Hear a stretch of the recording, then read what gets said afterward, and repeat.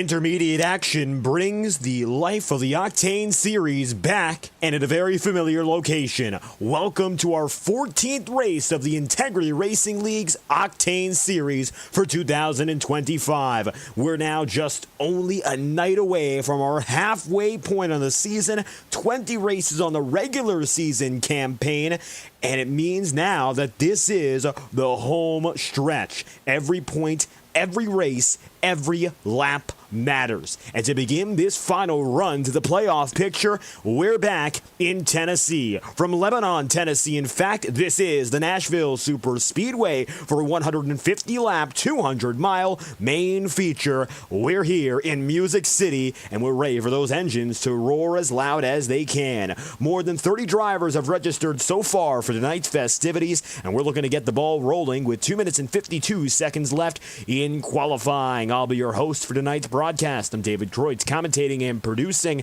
and we're just about ready now to see the heavy hitters take to the racetrack. Currently, Jacob Fife has the provisional pole position, and he will be among the 15 that have a time so far.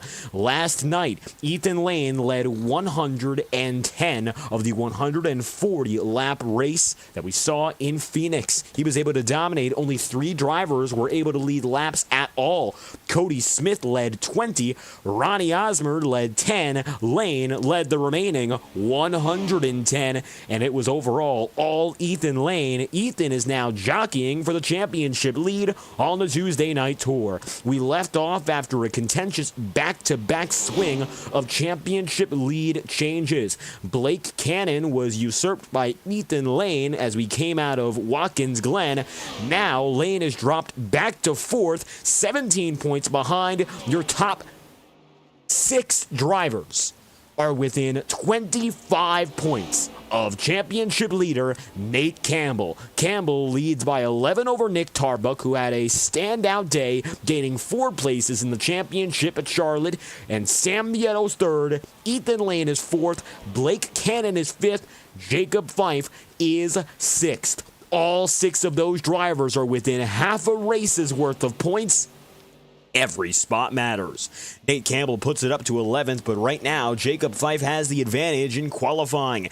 Ethan Lane is not yet getting a lap through. It looks like he'll be sitting now at the top of the board. Lane goes to the pole position with his final lap. 41 thousandths of a second usurps Jacob Fife, and now you have 4th place in the championship and 6th place in the championship sitting atop the front row. Sam Nieto, furthermore, always a strong qualifier. It looks like he's on for his 2nd and last lap at the line, down to the apron. That's a 29.57. That'll be good for 5th place for the Sam Nieto team. Sam gets into the top 5. He's only 2 rows back now on his championship competitors. Campbell is in 14th, and the only outlying man is Blake Cannon. As it appears, Cannon is not with us, but take a look at that top 5. You got 3 championship contenders who are only up to 25 points back on the title lead. I'll tell you what, tonight's going to shape up to be one of the most important races of the season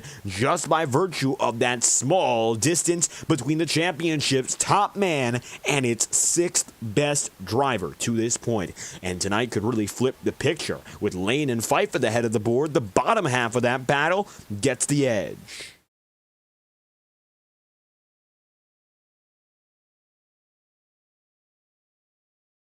Five minutes left of practice on the board. I'll tell you this much, Jacob Fife, not a shocker that he's going to be strong today at Nashville. 1.33 mile circuit, a little bit shorter than our conventional intermediate, shall we say, but by all accounts, it is one of those racetracks that drives about the same as, shall we say, Kansas has the apron down on the bottom. That's a familiar trait. Doesn't have the curved backstretch of Chicagoland, but that concrete style surface is familiar to these drivers as they go across their season. Bristol, for one. That's a track we went to only a few weeks ago. Now, our lineup has been set. We got 4 minutes left on the clock to introduce it, so why don't we get to that point, as it is a stout field and the title contenders have come out to play. Ethan Lane grabs the pole position after a dominant victory last night. 29.44, and it looks like now he's got himself the pole position once again. He got pole last night. He's looking to sweep the week. Jacob Fife might be his biggest threat. Jacob qualifies firmly in second place over Ryan Bean in third, Galen Gidman in fourth, Sam Nieto fifth, and Kyle Trudell position number 6. You'll then have seventh place. That's the man in the number 14, Brock Potter. The Potters line up alongside each other, Brock and Nolan. Nolan then goes 8th with Ross Cato 9th and Zach Scrintinol in the top 10. 11th place is Cody Smith after a strong run last night. Matt Sisler is in 12th, and you'll then and there have 13th Don Stevenson, 14th Nick Tarbuck. Nicholas Ward is then 15th with Nate Campbell, 16th your championship leader. Woody Mahan 17th, and Aaron Eads in the number 88 qualifies today in 18th. 19th and 20th go as follows: Jared Davis and Matt Jonas. You'll then have 21st in Sean Kalist, and 22nd in Josh Gallagher. John DeBarro, Eli Cars are immediately subsequent. Those two drivers will line up 23rd and 24th, with P25 on the lineup being Bobby Keith. Richard Smith is going to be 26th. 27th is Brian Yazik, and 28th is Tom Wetmore, with Brad Patton and Randy Fiash 29th and 30th. The final driver on your grid, Fiash in the 54, but it's Ethan Lane who grabs the pole position, and he's got the quick time once again. The standout lap for Ethan Lane in the 6 crew, 29.444, and he'll be at the top of your starting grid from the Nashville SuperSpeedway.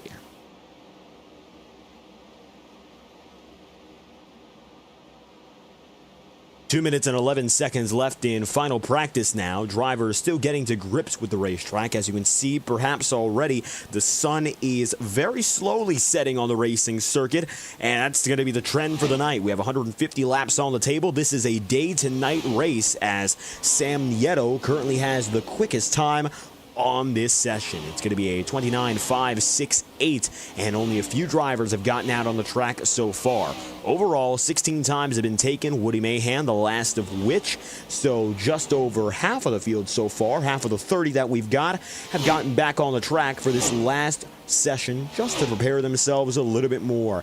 Conditions in practice and qualifying will not be representative of the racing conditions drivers have to deal with all night long. As we go from the daytime to the nighttime, you'll see that significant difference in track temperature, and more than that, you're also going to see differences perhaps in tire performance.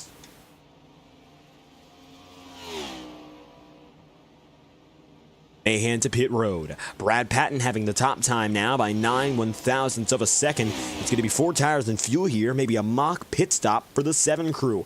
Patton is a driver who always has to be looked out for. He's trying to get that momentum together to pull a few more podiums in. Brad so far this season has shown potential, but has not yet been able to fully execute upon it, and that has been the Achilles heel of his season. 16th in the championship right now. He made up 2 positions last week from 18th to 16th in Charlotte, so top 15 in the championship is feasible today, and he would be competing directly against Tom Wetmore and Ross Cato for that honor. Of course, Cato's in 14th, Wetmore is in 15th.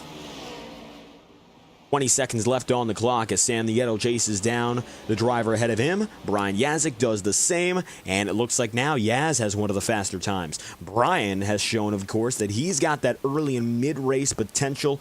You just got to make sure he stays out of late race incidents. Yazik in the 55 to pit road today. He'll be starting at the back of the field, so a lot of work to do as Brad Patton puts in the final and fastest time of the session. It's at a 29.559. Brad goes quickest in the number 7 car. He'll be starting penultimate position today. Patton opting to start at the back of the field without taking a qualifying time. Shades of 2024, where he did that all season long, and it looks like, again, he's opted to make that choice. 150 laps 200 miles. Strategy is going to be relatively simple. We saw it last night and we do again. 4 tire sets are available. The track temperature is 75 degrees Fahrenheit. And it looks like now an ambient temp of 75 as well. Identical temperatures with winds northeast bound at 8 miles an hour. Overall, less wind than yesterday. Track temp is mild as is. One thing to note, relative humidity of 84%. Doesn't look like we're going to have any threat of fog, but right now, even though the track is warm, I wouldn't be all too surprised if it gets warmed up for the tires, of course, even if it's modest out there. So watch out for the early tire life, particularly in these first stints, maybe the first 55 laps up to the first 75 laps. Any and all of those laps could be impacted most by the sunlight's effect on the racing circuit, and that could give way to a little bit more dicey action in the mid-pack, and it might inhibit a caution if, of course, drivers are not careful. Spotlight on Ethan Lane as he's looking to sweep the week as he did in Watkins Glen. He took it away from Matthew Thunhorst in the Ignite Series and dominated in the Octane Series when we went to the Finger Lakes.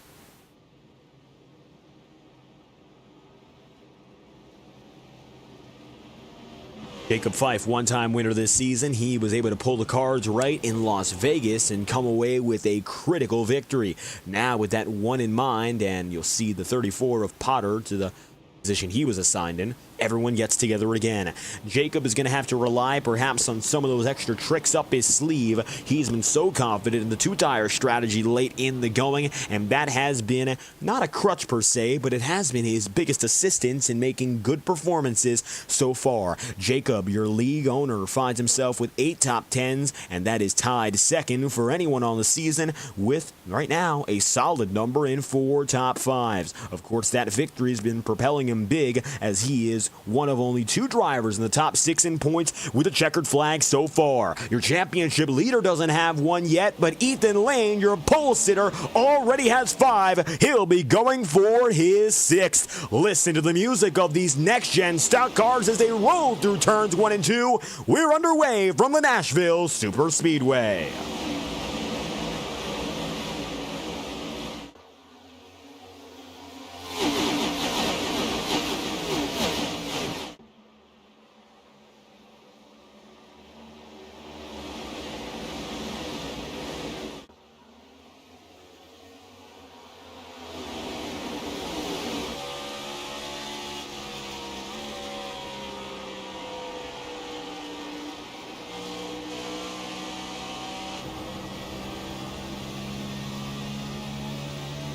Ethan Lane gets the advantage that he would like to have. Of course, a rocket start on the inside of turns 1 and 2, and that gives way to a race lead. About 0.2 of a second right now in Ryan Bean. Then from there, you'll have Jacob Fife in the number 36.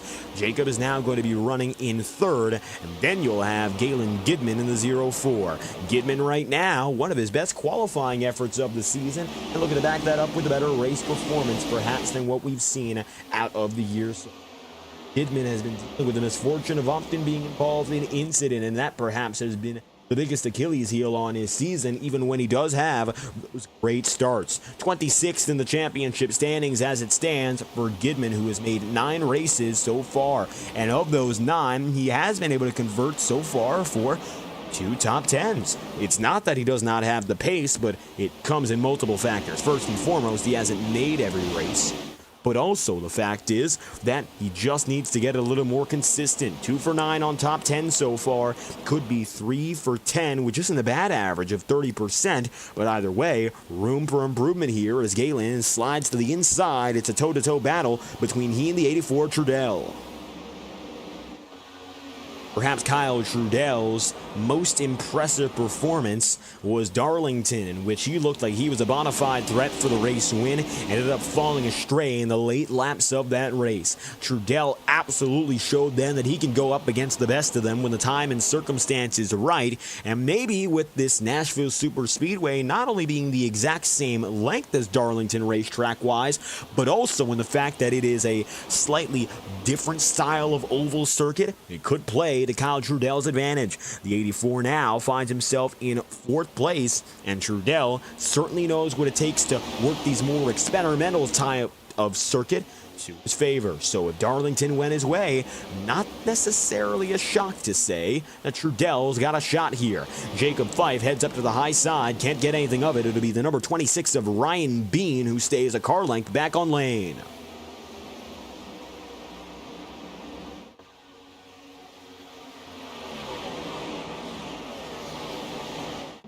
Ryan Bean in the 26 car watches. Ethan Lane still has the slight edge here. Take a look back, and there's Nick Tarbuck in the number 4, 11th place right now. Tarbuck had the banner day for his campaign, of course. Not a victory last week in Charlotte, but able to make up a massive 4 positions in the championship race simply by out-finishing all of his title opponents. And in doing that, now he is the prime alternate contender to the rookie in Nate Campbell. Tarbuck was a member of the 2024 Big Three, the conglomerate that won 28 races in the Octane season last year.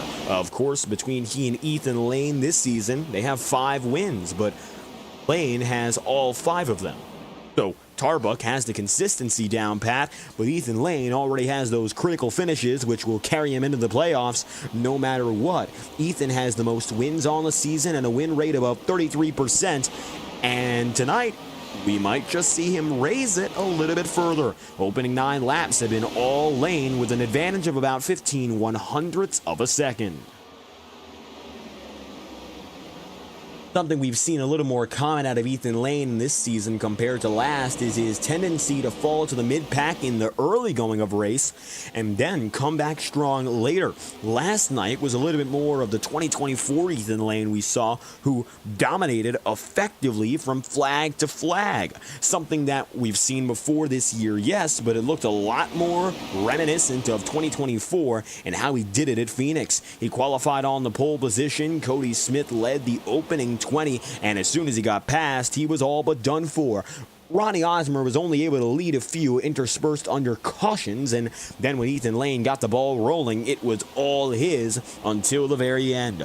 Ethan again has the lead right now, but it is hotly contested, at least when it comes down to distance anyway. He doesn't have a big break.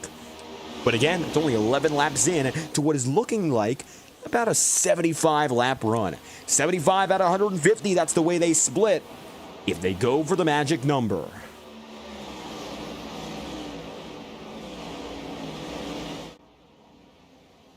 Galen Kidman remains onlooking as he runs now in 6th place. Kyle Trudell and the 34 Nolan Potter now top 5 bound. Brock Potter, not too far behind in the 14, takes it into 8th, and Cody Smith, Sam Nieto, last drivers in the top 10. It'll be Lane, Fife, and Nieto, 3 of the critical championship contenders, who are all in the top 10 right now. Nick Tarbuck is knocking on that door, and then, of course, you have Nate Campbell. So 5 of the top 6 drivers in points are racing with us today, and a reminder again, they are only separate from each other by 25 points. That is less than half a race's worth, which means that every position matters, and these guys are going to be actively jockeying for position each and every night. Ethan Lane has the potential to make it the 3rd consecutive race with a championship leader change, and the 4th consecutive race with a different driver at the top of the board. It went Blake Cannon heading into Watkins Glen. It then was Watkins Glen, Ethan Lane. Lane got passed back by Tarbuck after Charlotte, and it looks like tonight again it could be Ethan Lane to reclaim it. Ethan has been able to now take the championship lead once so far, but fell back after the performance in Charlotte, which ended up not being to his liking, as he got involved with Blake Cannon later in that race, and that ended up jeopardizing his shot for the win. Ethan comes across the line for lap number 15 here. Let's take a look at what's going on further on in the field here. It's toe-to-toe. Number 45. Take a look at that. That is Nate Campbell here. And every spot will be critical for the 45 team tonight. Matt Sisler gets around the outside and does so much better. That will move Sisler up into 12th. Nate Campbell is now going to be sitting back in P13. That's the Campbell car, the 45, with Don Stevenson then running 14th. And it looks like Sean Kalis rounds out the top 15 here. Kalis doing a solid job in keeping himself up in the upper mid-pack. Let's see what he can do. Tom Wetmore, number 51, rounding out the top 20. Wetmore tonight, of course, looking to get back into business. He's won the crown jewel. He was able to get the job done, winning once again at Charlotte. He has 2 so far, 1 at Daytona, 1 in Charlotte, which came down to the final 8 laps of that race. He was not the dominant driver by any means, but when strategy fell apart for everyone, that's when Tom Wetmore came through. Now with 2 victories under his belt, Tom is still outside of the top 10 in points and needs to get that attendance up if he wants a shot. He has 8 races under him so far, and he is 103 points behind. So Wetmore, with those averages, would be right up in the top 3 in points if he attended every race. Now, of course, he's taken some last place provisionals to keep him that close, but those mean that you are at the back of the field points-wise no matter what. So really doesn't help Tom Wetmore that much. If he actually raced in the 5 events he missed, he could probably be in a lot of a better position. Wetmore runs 20th right now, and currently speaking anyway, that position really won't do him much good.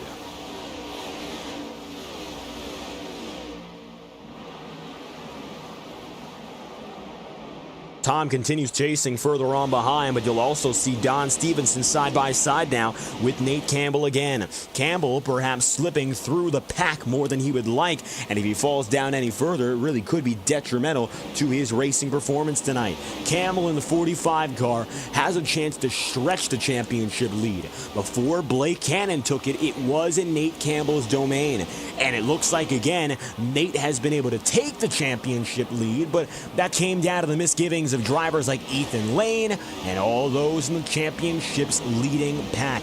Really, Charlotte didn't turn out to be the best race for anyone who's actively in the fight.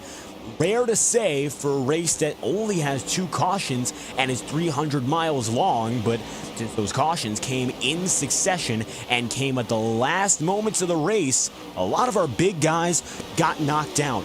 That was the best thing that Nate Campbell could have seen. It gave him an opportunity to recover position and get himself up to the front of the championship pack. All the while now, he only leads by 11 points. He's got to watch his back because Nick Tarbuck is now for 10th.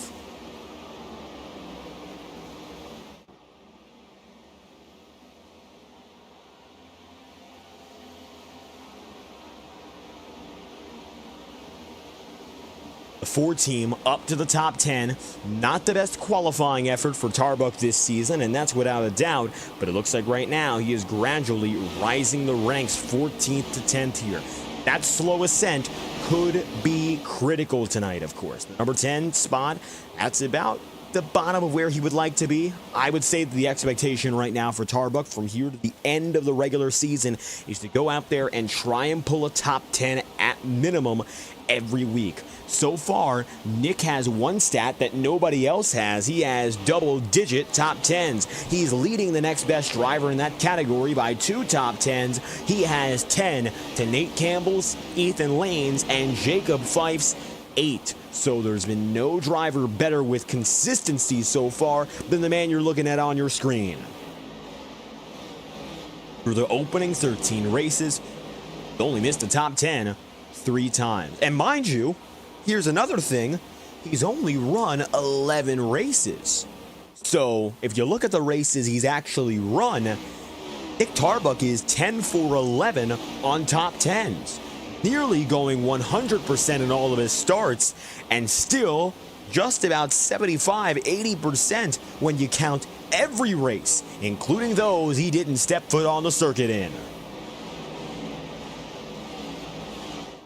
I'd say that's a pretty good average to work with if you're that number 4 team. Nick Tarbuck has shown the expertise in making it up to the top 10 more than anyone else, even if he's gone for lesser races. And here's another fact, 7 for 11 so far when you look at those top 5. So the numbers are impressive on their own, but it's not just the metrics in quantity, but it's also those percentages. And it looks like right now, when you go by the slash line, Nick Tarbuck might just be the best equipped man in this entire series. And the only thing that he really can't test is Ethan Lane, who has the most wins of anyone so far. Lane having himself 5, of course. That is remarkable. Now, 4 wins to Scott Eckrich, who really started the season strong and maybe has mellowed out a little bit more, but Lane and Eckrich are 9 of the 13 wins. So far, only 5 drivers have made it to victory lane, 3 of which have done so multiple times. In Lane, Eckrich and Wetmore, and Jacob Fife and Nicholas Ward are the only 2 drivers who have only won once. Jacob right now is in 6th. It looks like Galen Gidman getting by him. Gidman looking good now to maybe fight a little bit higher up the ladder. Perhaps Brock Potter is in his sight. So much like we saw last year, maybe not to the exact same extent, shall we say, the multi-time winners are usually the ones who can find their way to win again and again and again. With 9 of 13 wins already, between those top 2 guys in terms of victories in Eckrich and Lane. Now, Scott Eckrich is not on the racing circuit tonight. Again, that's going to be to his detriment, and it means he's going to fall a little bit further down the championship ladder, but Ethan Lane has shown that he can win at every track no matter what. He's already coming up on some lap traffic, it appears, and that ahead of him is a damaged car, and it looks like it's not Matt Jonas, it's going to be instead Jared Davis. Davis in the all-white number 9 team today, and it looks like reversed colors, and he's all the way at the back of the field. Really hasn't played out his way at all.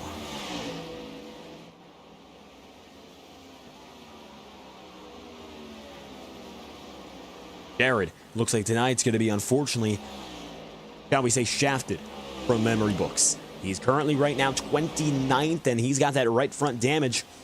Going to send him down the ladder even further. The first driver who's going to go 1 lap down without any damage to our knowledge would be Matt Jonas here in the number 15, and Jared Davis is closing in. The gap between he and the 15 car is only about 5 or 6 seconds. Battle for second is pretty fierce, though. Ryan Bean coming up on Kyle Trudell. Trudell 2.5 back on Ethan Lane. Looks like nobody going to be in Lane's domain, but again, Kyle Trudell showing those strengths of the 1 1/3 racetracks. And it looks like, of course, well, Darlington is such a different circuit. Coincidentally, anyway, Kyle is once again at his peak in terms of that performance. 31 laps in out of 150. We are a quarter way through this race, in essence, and strategy-wise, we're not much further back. We're looking for a 75-lap initial run. That would get us up to the magic number, as we call it. When drivers get to the magic number, which today is 75, 76, and 77, when they get to that point, they can go down to pit road whenever they would like, and it will not be of a concern to them whether or not they make it to the end of the race.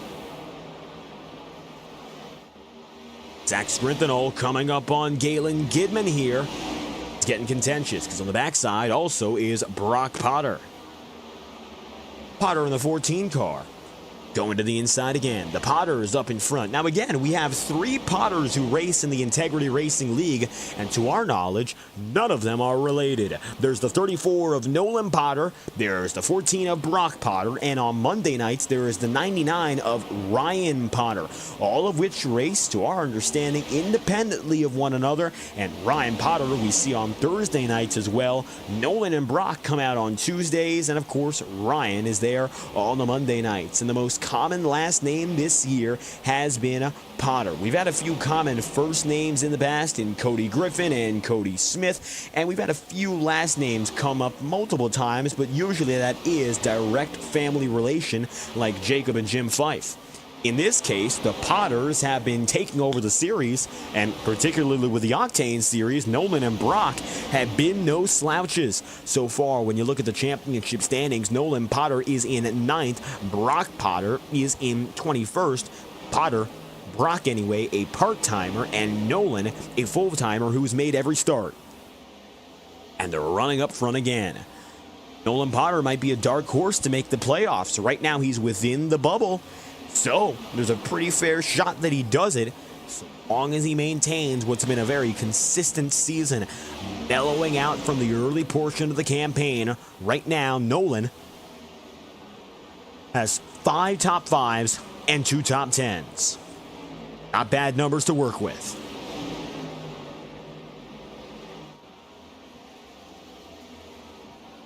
Coming through, Cody Smith to the inside, all the way in.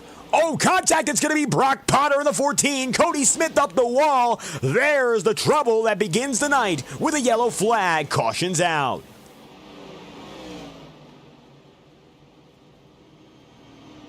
Coming down the front straightaway.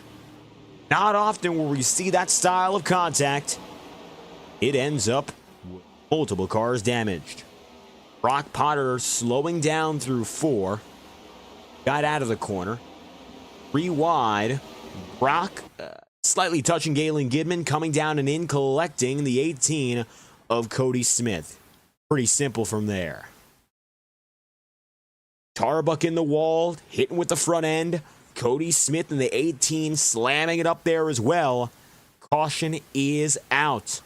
Brock Potter goes through the grass and maybe gets luckiest of all that he doesn't hit the outside wall nor the inside wall. Gets very lucky.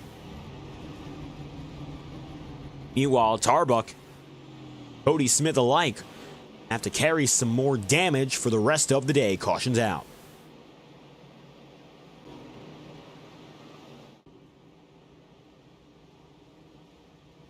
Everyone's in a pit road.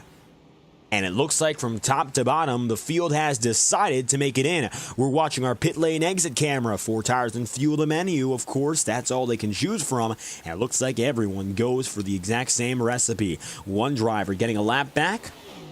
Matt Jonas.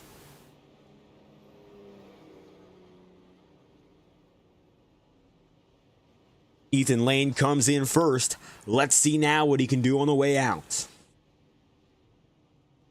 We will be restarting at lap number 40 for our first of the day. A little bit foggy in the outskirts. Ethan Lane is going to beat from here. Kyle Trudell, Ryan Bean, Jacob Fife, Nolan Potter, Zach Scrintinel, Sam Nieto. Then it'll be Matt Sisler, Brad Patton, and Nate Campbell for your top 10. Campbell, for the first time today, is inside the top 10 with a swift pit stop. Going to get him up the highest he's been all day.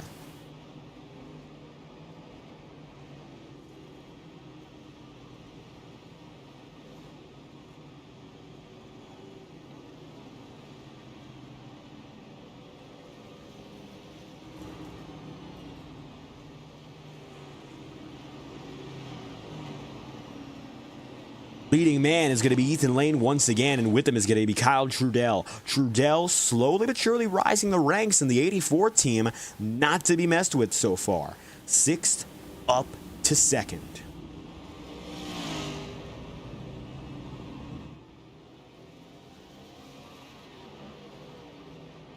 To the inside goes Lane. Trudell slots up top.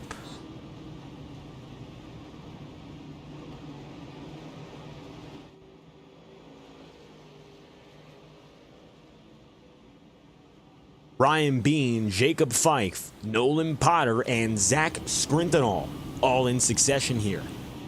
Tom Wetmore is going to be a notable man just outside the top 10. He'll start in 11th, and John DeBarro is in 12th.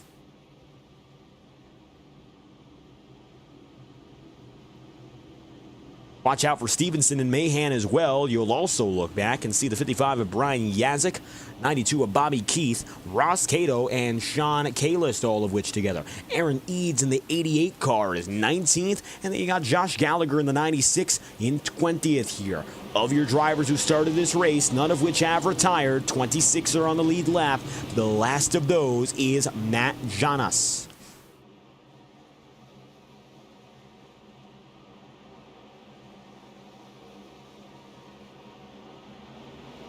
Restart number 1 on the day, Ethan Lane with 2 car lengths, and it looks like now the sun truly beginning to set. As the sun no longer glistens down the front straightaway, expect those stadium lights to kick in, and you're seeing the track begin to change.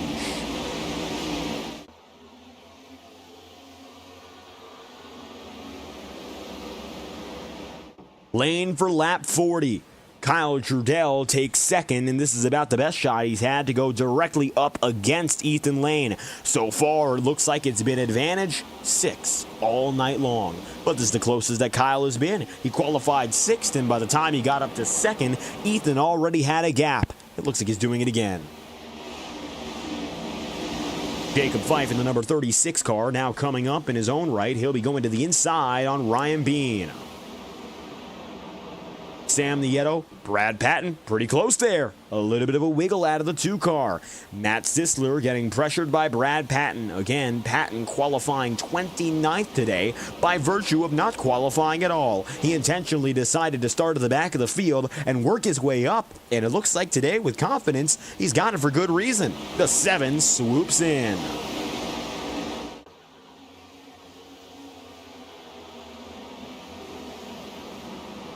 Ryan Potter going to be out of this race. The Potters ahead, though. Well, one of them is Nolan Potter.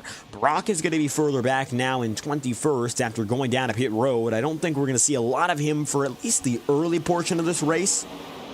Pretty good chance that he can work it out again as the night progresses. Kevin Bernheimer, James Clotton, thank you both for stopping by in the chat room. If you got a favorite driver you'd like to shout out, let us know. The top 10 is contentious today, and the positions have been swapping back and forth. Nate Campbell just entered the top 10, and Matt Sisler's now just on the outskirts. Sam Nieto hits the high side wall, and it looks like sparks fly as he'll take it up to the high side down the front straight. Matt Sisler drops to the bottom.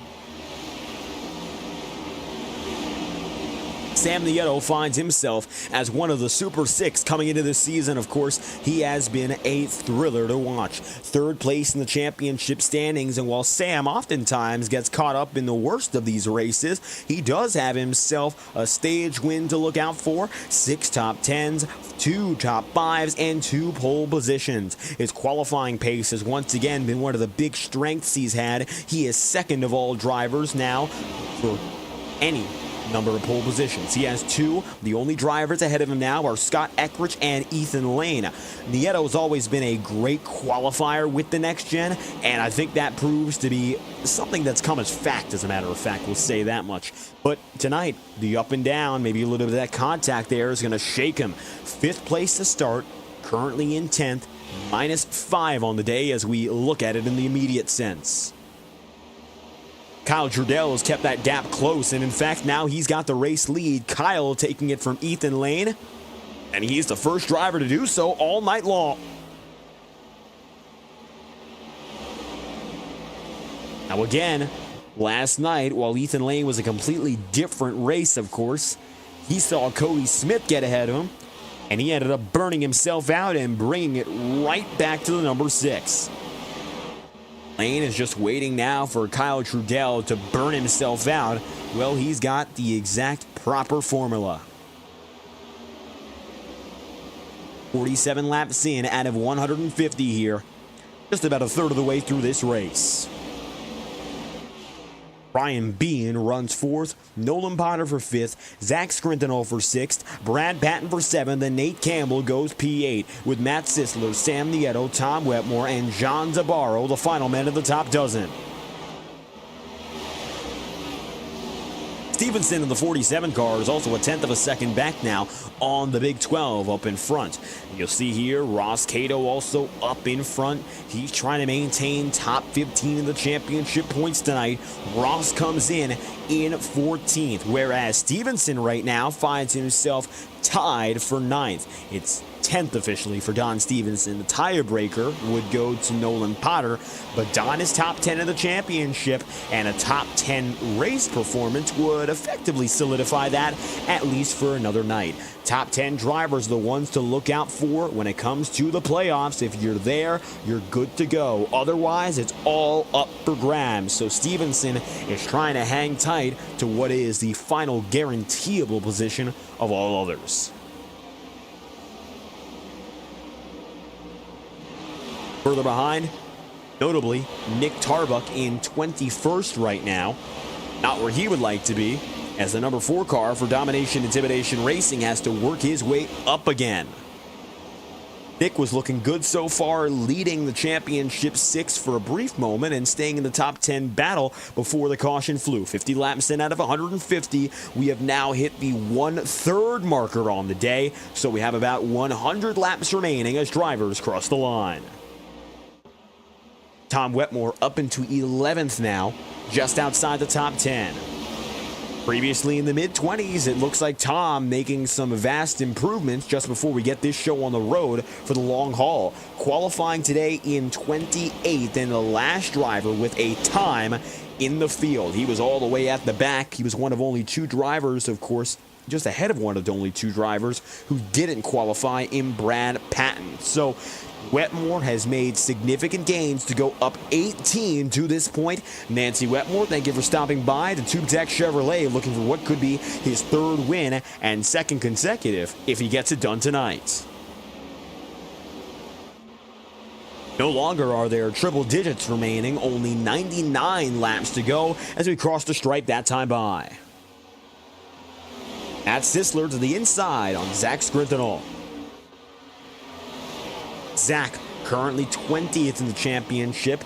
Matt Sisler not all too far behind him here. That number 93 team is right in the cut with all those in the mid-pack. Matter of fact, Matt is in 13th and is ahead of the number 45 team. No, not Nate Campbell, but he is ahead, in fact, of your 20th place man in Scrintinol. See Nate Campbell here, just ahead of Scrintinol as we speak. Nate is your championship leader by 11 points, and he's ahead by 17 on Ethan Lane. If Lane wins tonight, by all accounts, he would jump up to the championship lead. But what if the number 36 did? Here comes Jacob Fife in second place, surging just behind the 6 of Lane. Take a look on board now with Fife, and you'll see he is pulling through. Highest spot he's been in all night long.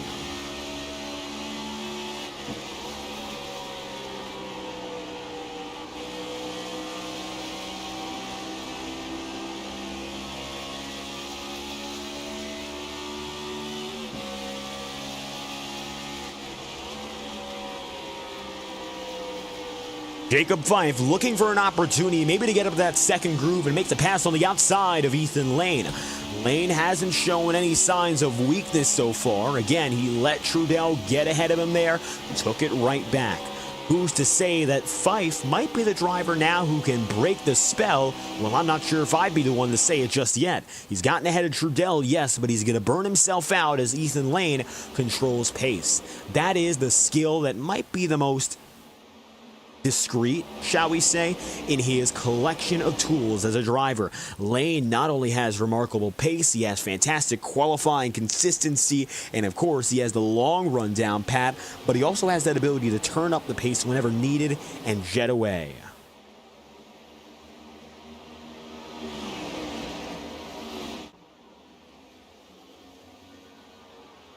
Looks like right now that's what he's doing.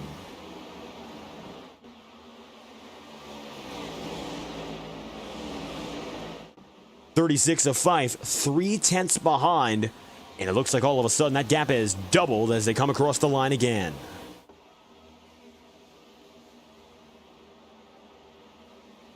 Ryan Bean in the 26 car coming around.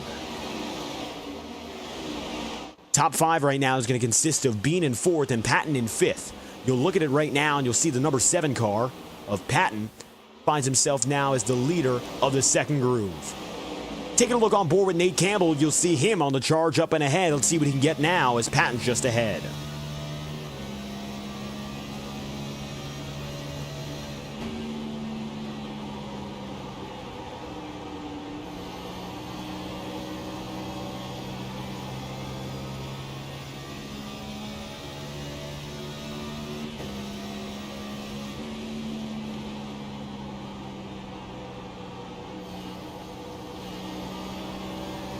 Brad up more than any other driver, positionally anyhow, in this race. He qualified, technically speaking, 29th. He is up to 5th. That is a gain of 24 places. The only closest would be Tom Wetmore. Wetmore going from 28th to 9th.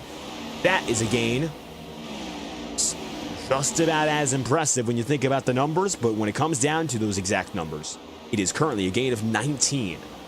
Brad Patton, of course, is setting himself up to do this race after race, and it looks like he's gotten the confidence to do it again. The field is not more than 30 tonight, and we've seen usually about 35 to 40. So those 10 cars, absent give or take, have given him a little bit more freedom to go for this alternate call of starting in the back of the field and making his way up. 61 laps in, he's done it again.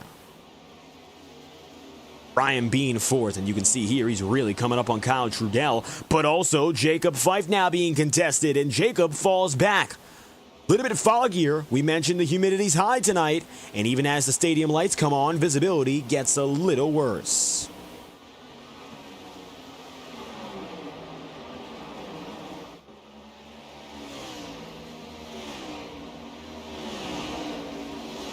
.62 out of 150. Kyle Trudell back up to P2, and Jacob Fife, it looks like as soon as Ethan Lane got away, there was little he could do to catch up. And much like Trudell got shut down by Lane, Trudell now plays the role of getting back in position and going ahead of the Fife team. The Sim Motion Chevrolet runs third now, but you'll also watch as Ryan Bean gets into that second groove and starts to position himself for something more.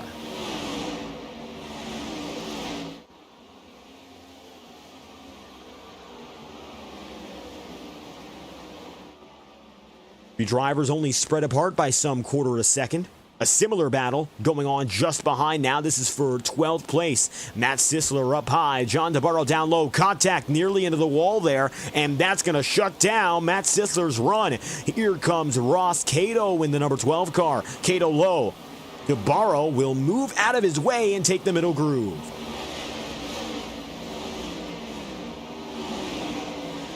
No dice from John in the 61. And Ross Cato is able to gain one position, but cannot go for the double play. Ross tonight knocking on the door of a top 10 finish, which would be desperately needed for this 12 crew. If Ross has the ambition of joining the playoffs once again, he's going to need to up the game so far. The numbers are par for the course, and in fact, he has more top 5s and top 10s than some drivers who are in the top 10 currently. He has 4 top 10s and top 5s race-wise, but he is currently 14th. He finds himself right now pretty far back. Further back than he would like to be. In fact, that is about 50 points separating he and Nolan Potter and Don Stevenson, the two drivers tied for 9th. So effectively, for the top 10, he is about a full race back. Not to say that it's impossible, and of course, no driver scores full points on any given night, but for Ross Cato, top 10s are going to become the norm if he wants any chance to get in the top 10 in the championship standings. From this point onward, we only have about a month of regular season racing remaining. That's how close we are to finishing it up and moving on to the playoffs here. We have 20 races in our regular season every year in the Octane Series, and it all begins playoff-wise August 12th. So we have the full month of July, and then we have one race in August, and then we are done and done with this style of regular season racing because we're going from here to the Twin Ring Motegi, then to Sonoma, then to Pocono for our next leg of the season. We have an all-star race planned as well. Then we get back at it in Atlanta, Dover, Indianapolis, and Iowa is the regular season finale. So a versatile type of track, shall we say, a versatility in our types of tracks. There's quite a few. You got a 2.5 miler in Indy, 1 mile circuit in Dover. You got Twin Ring, 1.5 miles, short track in Iowa, road course in Sonoma, another 1.5 miles in Pocono, and of course, Music City, one of its own. So right now, the drivers who are the most versatile will succeed. I think that's exactly why you're looking at the man who's up in front, and that is why he is up front. He did the same thing last night in Phoenix, and he led practically flag to flag. It's a different race against different drivers with a different lap count, but it really doesn't look all too dissimilar. Ethan Lane is still exactly as strong as he needs to be.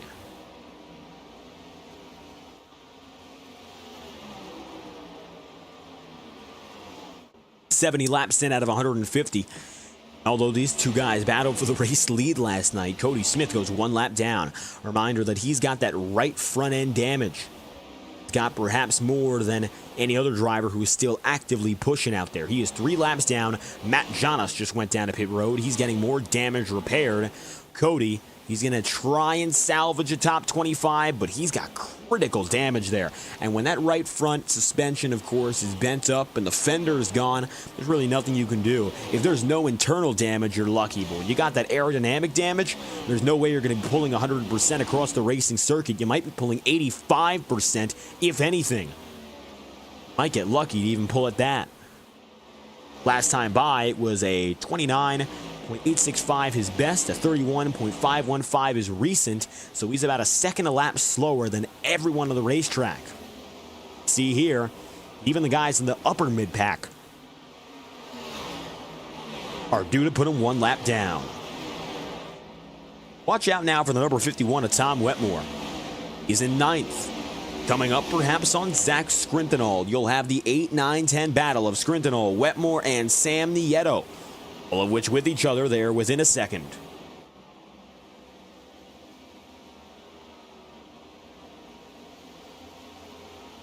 Take a look at the back end of this Toyota Camry and you'll see whether or not Wetmore is making gains that time by. It looks like from the perspective of Scrintinol, yeah, Tom Wetmore cut 2/10 and he's getting there.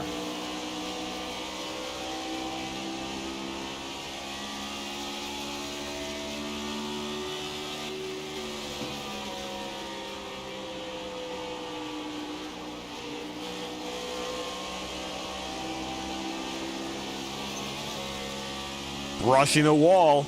It's a delicate tap, but Tom Wetmore, he sees blood in the water. Here comes the 51 to the inside. It's going to be Tom for 8th. With lapper Cody Smith on the high side and Scrintinol boxed in, no choice but to push Smith out of the way. 3 wide with the lapper of the 18, and it looks like Scrintinol still has it dead heat. Across the line, a little bit of contact again for Scrintinol, but he'll go clear. Wetmore can't finish the move off. Ethan Lane is due to come across the stripe this time by to cross for the halfway point. Wetmore still there with Zach Scrintinol. Tom's got the bottom. He can lunge in whenever he'd like, but I don't think he's got the best off of 3 and 4, and that corner exit is everything when it comes to keeping it ahead at the end of the lap. If you set up 4 well, you probably have the edge for the whole lap. Oh, but Tom Wetmore through 1. He's going to dive deep, and that's going to be enough. Zach Scrintinol held on at the stripe, but he will be surpassed. Tom Wetmore getting away. Sam Nieto slow on this lap, now down to 18th, and it looks like some trouble for the number 2 team. Take a look at this. Instant replay, and you'll see Sam was behind in that battle, and then a little bit of netcode, making him tricky to follow. And when he came back, he was in the wall and got off the apron. So internet connectivity problems giving way to an incident for the number 2 team. Nevertheless, Ethan Lane has now crossed the line, 77 out of 150 laps.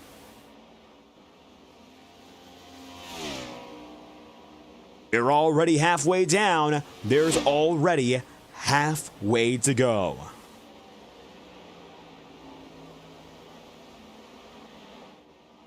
73 laps remaining. In fact, we are 40 laps into this stint. So the magic number for this stint has been moved around thanks to, of course, the way that we race this one out. We have a caution that opens it up, and that means that the shift in the split and stint, shall we say, the pit stop stint and splitting it together, it's going to be moved about, give or take 30 laps. We went down to pit road at about lap 30, 35, that range, very early in the going, but it also means that now drivers can compartmentalize this final run to a further extent.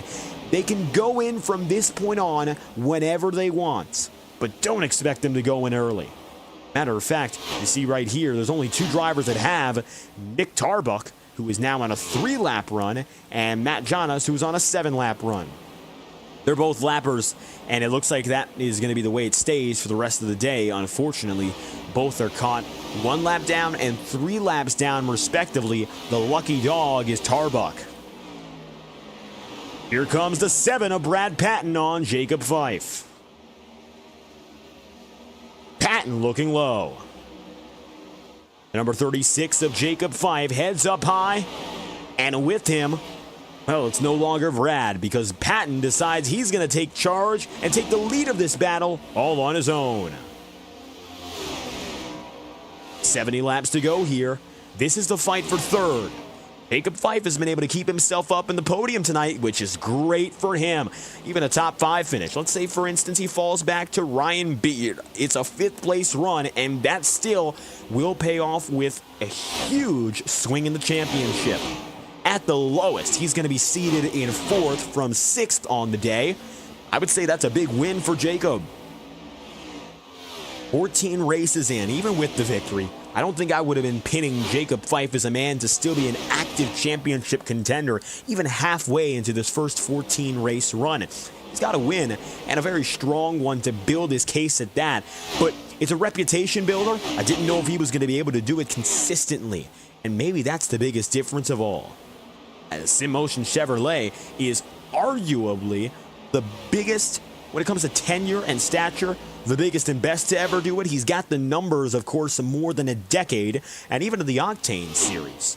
I'll tell you this much, he still has the numbers that back it up. He's got himself now 5 career Octane wins, which is top 10 all-time in the modern era. Of course, Ethan Lane has 20 now, which is remarkable, but Fife has been with us in the Integrity Racing League since day one. This is the 13th year of the league's operation and the 3rd under the modern era. Looks like right now, he's showing again that age in the cockpit, in the virtual one anyway, doesn't mean a thing. Still right there with Patton. I'll tell you this much, Brad Patton, also a veteran in his own right, who's been with this field for more than half a decade, and still is giving it everything he's got, and tonight was more textbook past Patton. He went from the back of the field up front. 67 to go. It is Brock Potter in the 14 to pit road here, and it looks like he will accompany Sean Kalist on the way in.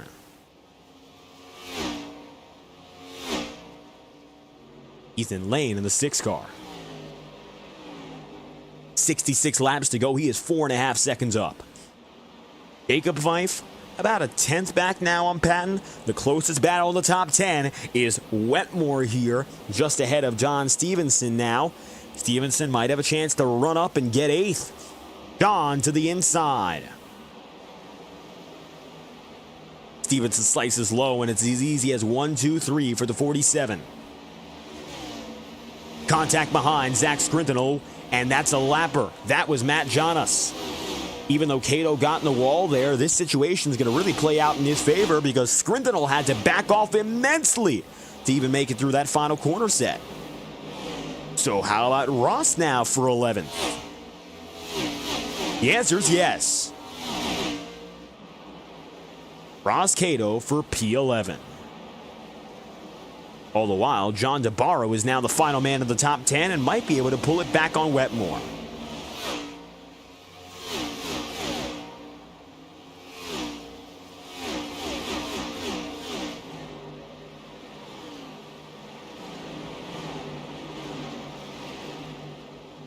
Tom Wetmore here in the top 10, of course. He is now back to gaining 19 on the day, his peak being P8 there, up 20 at that moment. Wetmore, I think, is going to benefit substantially, of course, from the final pit stop cycle when we put everything back together and have equal tire sets, or maybe not even equal tire sets, but instead you'll see Wetmore trying to pull it out for a late race advantage. When you can go in whenever you want, you can really set yourself up to play to your preference. If you think you've got the long run pace, maybe you'd be more inclined to go in early, or if you're one of the guys who's pushing hard late, then you're going to see a reason to stretch this run out as long as it can go.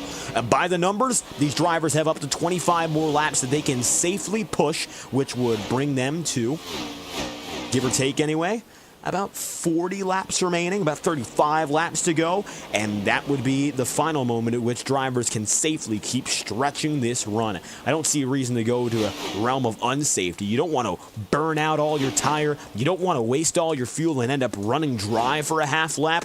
That could cost you upwards of a minute before you get to pit road. It's effectively race over. Nolan Potter's down and in, as is Aaron Eads in the 88. They both come through together. Number 6 of Lane coming down the back straight. Kyle Trudell, 5.5 back, still on Lane.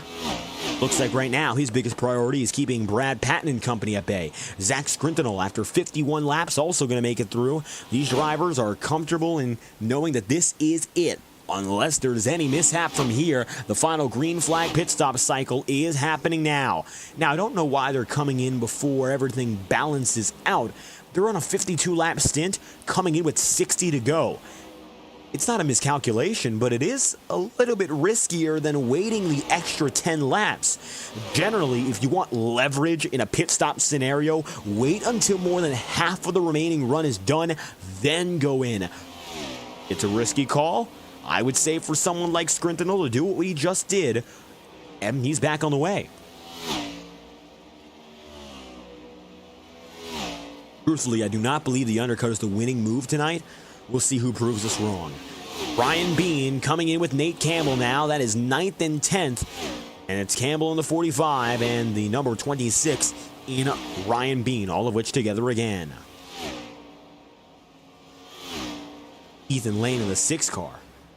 59 to go, coming to 58. Ever extending that lead. Lane is looking to sweep the week for the second time in 3 race weeks. And it's not a shock that he was finally able to do it at the Glen. What may be more of a shock is now he's doing it at 2 different racetracks. Of course, 2 different nights, 2 different cars, and there's really very little similar about it. The only thing that's been similar so far is that Ethan Lane has been up and in front, and he has been dominating.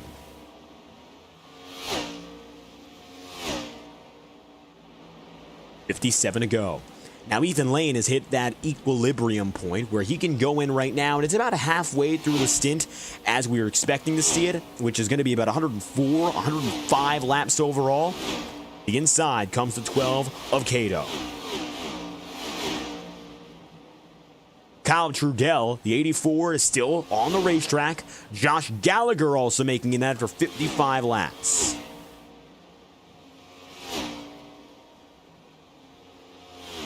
Still waiting to see the majority of the top 10. Watch on the left side of your screen, and you're going to see what's going on here in terms of last pit lap. Most drivers, especially those up in front, last went in at about lap 37, lap 38. That's when that first caution was. John DeBarro is going to concede and come in now at lap number 94. 4 tires and fuel.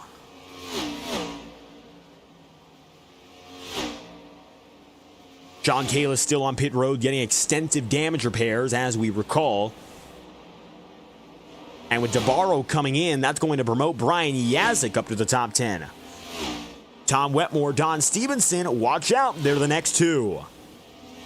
The 51 of the 47, the dynamic pair, who were just battling each other for 8th, come through. Stevenson is going to make it in. It looks like Wetmore slightly misses his stall and has to back up. Don is locked in. Now 55 to go. Another good grouping. Now these drivers are comfortably going the distance. And it looks like Ethan Lane for lap numbers 96 remains out. Again, he really dictates the pace here. And I think you're going to see a lot of drivers going to pit road as a direct response to the call that Lane makes on the track. Ethan, you're 3 and 4. Showing now. Perhaps a sign of slowing down, but not stopping. Tire wear is getting to everyone. The last time by, Lane ran up 30.599.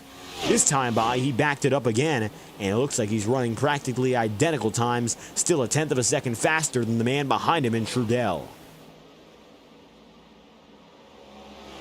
It was a 30.571 for Lane.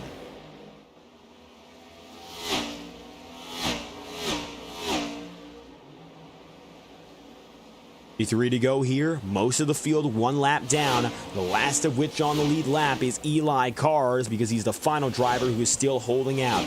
Your top 10 are now the only drivers who have decided to stay on the circuit here. 82 of which of Cars is the last now. So ever since, of course, gotten to this point, seen more and more drivers go 1 under because they went down to pit road. The leader on this new strategy is currently Nate Campbell in the 45. So it looks like it's all Nate Campbell up in front with 52 to go. We'll see if that remains the same as another comes in. Kyle Trudell is still moving, and we're waiting to see the next to pull through. That's Richard Smith. Smith comes in, and he's going to go after 60 laps on this run. That leaves 9 on the original run. 50 to go. Still waiting for the top 10 to decide to enter.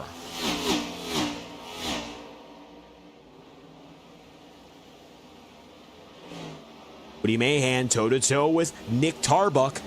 3 wide with the lapper of Brock Potter. They could stretch it, and we're talking about the leaders here. They could stretch it upwards of 10 laps longer. I think that's very unlikely now. We're coming within 50 laps to go. I think to catch up with everyone else, they got to go in now. Jacob Fife has decided now's the time, as did Woody Mahan and Sam Nieto. 1, 2, 3, all coming in file. And it looks like Fife will lead them. They'll come in at 100, lap 100 exactly, and they'll only have themselves about a 50-lap run. The only advantage I can think of the super stretch for someone like Ethan Lane, who has a big edge on everyone already, is that he's going to have the pace. I mean, that's not in doubt, in question at all. Here comes the 7 of Patton.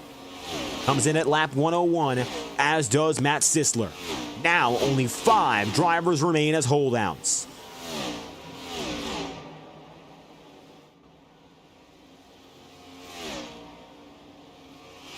That comes down and in.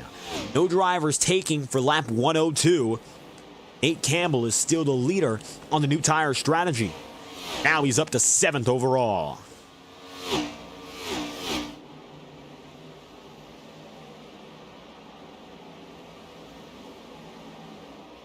Matt Sisler still falling down the rank.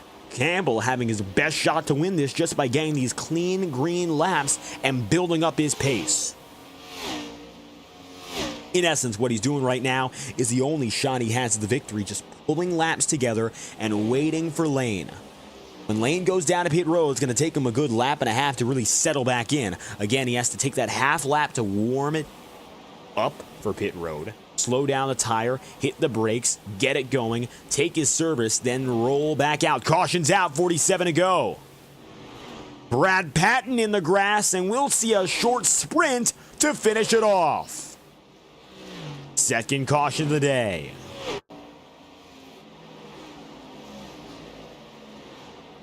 Take a look at this. Loose, up the track, looked like no contact, but then the 36 gets involved.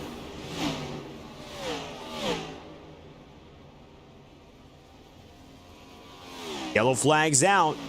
Brad Patton and Jacob Fife both catch a piece.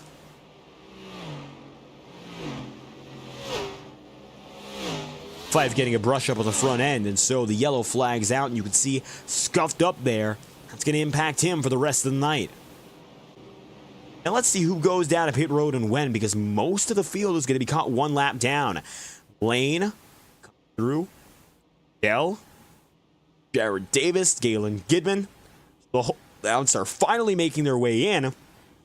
Let's see what happens from here.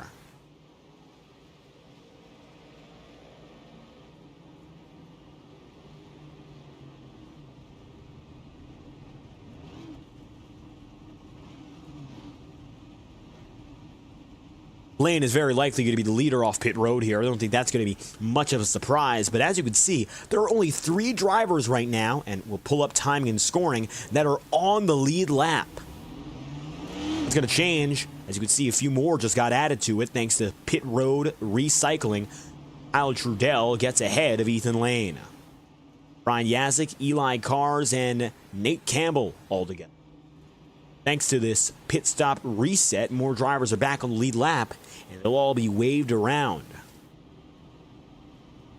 Looks like we've got the top 20 back with us. From here to Josh Gallagher. Gallagher is 20th. 45 laps remaining and a little bit of time before we go green. We'll bring you some non-stop coverage live on FTN Broadcasting. Thank you, of course, for tuning in so far. Here are a few words from our friends and associates who make it all possible. We'll return when we go green with 45 laps to go. You're watching coverage of the Integrity OCTANE Series from Nashville. We will be right back. This message is brought to you by the rebrand of Throttle Graphics and Designs. This publication may not be reposted without the authorized written consent of Throttle Graphics and Designs. NASCAR Camping World Ford F-150. NASCAR Xfinity Ford Mustang. NASCAR Cup Series Next-Gen Ford Mustang. Arca Menards. This has been the publication of the redesign and rebranding of Throttle Graphics and Designs.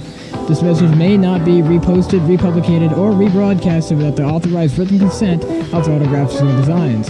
Thank you, and thanks for your time.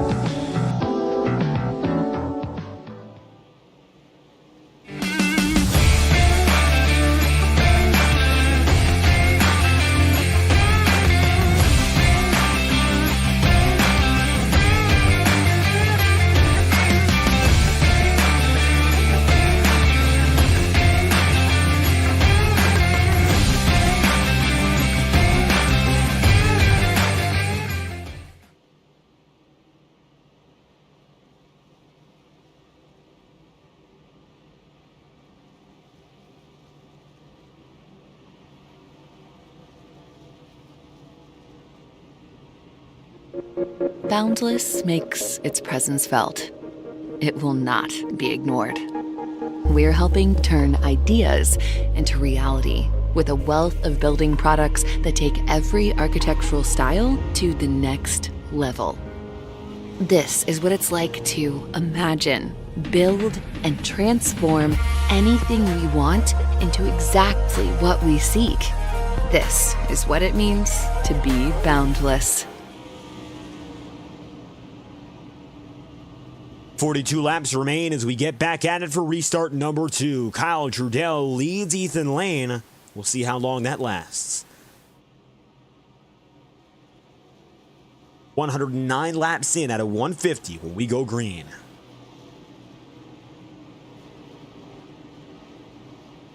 So far, it's been another one of those all Ethan Lane days. He's looking ready to make it so again.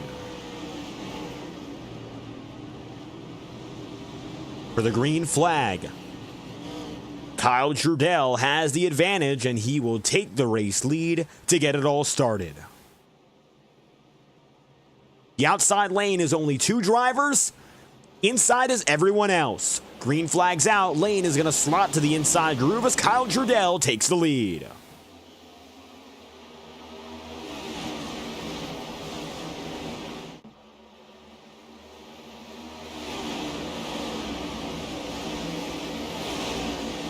Nick Tarbuck is going to take it to the inside all the while. Zach Scrintonall gets up on the ceiling of the circuit. John DeBarro in the 61. I'll tell you what now, he's back in the top 10 again. He's been the bookending man of this top 10 for the majority of this second half. He has done so, of course, with a lot of hotly contested drivers around him. Say, for instance, he's got Tarbuck in front and Wetmore behind him, but it looks like he has been unwavering in his pace.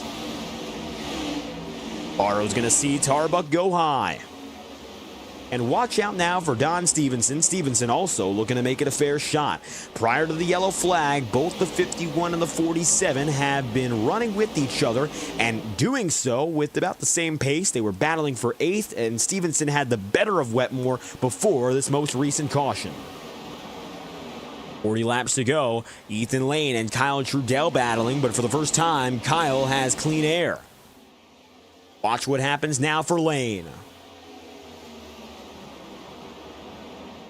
Kyle Trudell has not yet had the advantage and opportunity to keep this defensive edge on the 6 team, at least for all too long. And now that it's a restart with the late going, I think he's going to try a little bit harder to keep Ethan Lane at bay than maybe he did prior.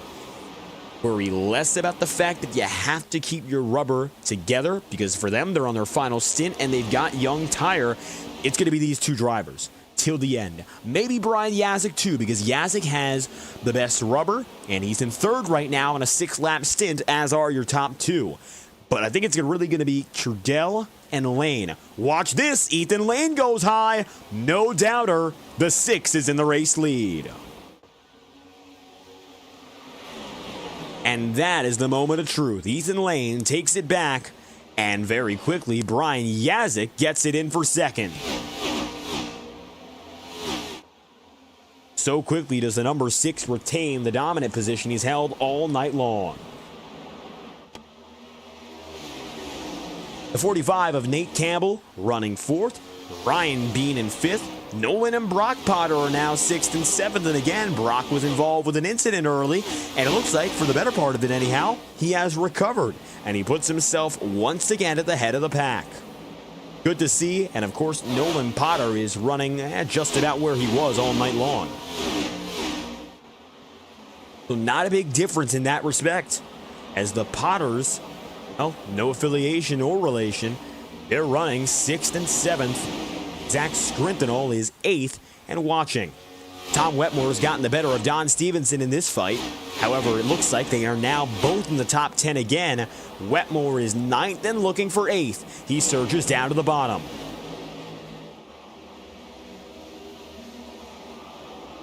Tom's got it low.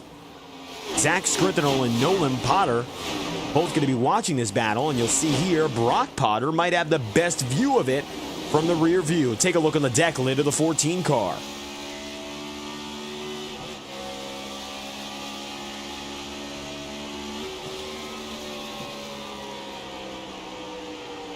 Tom Wetmore hasn't gotten side by side yet with Nolan, but Brock's kept it close.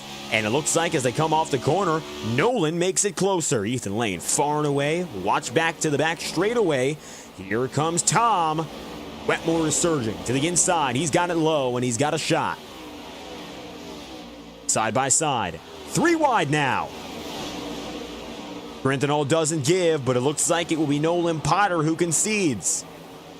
Tom Wetmore is now up to 7th. And with that, Tom has gained 21 places and provisionally stands as your hard charger. Huge race so far for Wetmore. If the win in Charlotte wasn't enough, why not go back for a steady top 10 and keep it moving?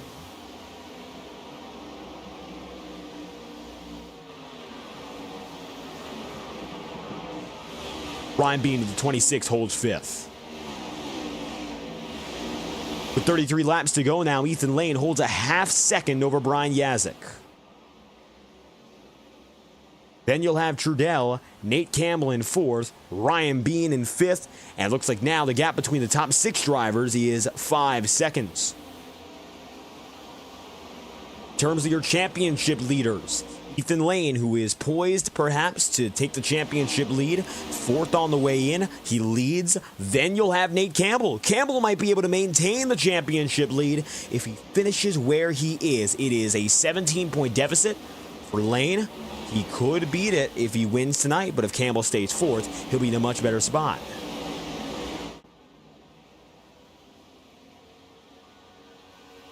"32 laps to go. And you'll look back and you'll see that Jacob Fife, maybe a little bit further than he would expect to be. He's 1 lap down, 23rd. But was a very solid night. Hampered big by that front end damage. I mean, you look at that car now, not at all what it was to begin with. And when he got that contact in our most recent yellow flag, well, I'll tell you this much, I don't think he's going to be coming back from it. Brad Patton to pit road this time by. That might be a race ender, and it looks like it is. Patton out of the night. And it'll be Ethan Lane in the 6 car who holds through. Yazik 2nd, Trudell third, Campbell fourth, Ryan Bean P5, and Tom Wetmore then in sixth. You'll have a little bit further back. Still these final drivers in the top 10 contesting each other. How about Ross Cato? Cato's up high and he's in 10th. And Ross might be seeing that ceiling raise a little bit higher for him because he's got just around him the guys battling for 8th place. 2x2, Nicholas Ward also sliding into the conversation as a lapper though. Cato's now in the top 10. First time he's been here all night long. 29 laps remaining. 7th in Brock Potter. Got him now. Turns 3 and 4. Still all watching. Don Stevenson hasn't yet been able to get up to Brock. And Nolan Potter and John DeBarro very close off exit again. 28 laps to go between these two drivers, and they have kept each other razor thin margins. Lane leads by a second. Brian Yazik is perhaps poised tonight to come away with his career best finish. Kyle Trudell is looking to solidify himself and take a podium. Either way, a night like this, hampered perhaps for the both of them in that there has been no way to get up to the driver ahead. Ethan Lane has been untouchable this week so far, and the gears really looked like they clicked at Watkins Glen, and ever since then, he has been firing off all cylinders. There was a very real chance, in fact, that he could have won 6 consecutive races. Charlotte didn't end up going his way. It really wasn't the best of weeks for him, but he had the pace, and now it looks like Phoenix and Nashville might both be conquered by Lane in just 1 week. It would be a 4 out of 6 win rate in the 6 races we've run over the past 3 racing weeks. Phenomenal if he makes it happen. Cato's up to 9th, by the way, and now Brock Potter's on the table. Otto and Scrinton want to go at each other. But Brock now has to continue defending. 25 laps to go when they come across the line. Watch for Don Stevenson and Tom Wetmore here. Nicholas Ward, the number 97, still a lapper here, getting himself involved. He is 6 down. And again, he started far back today, and it looks like, unfortunately, he's only going to be able to salvage about a 26th place run. So for Ward, this one's going to drop him back in the championship placement, but right now he's running pretty solidly at the bottom half of the top 10. Although it isn't for position, getting himself revved up for what's to come. 24 laps remaining.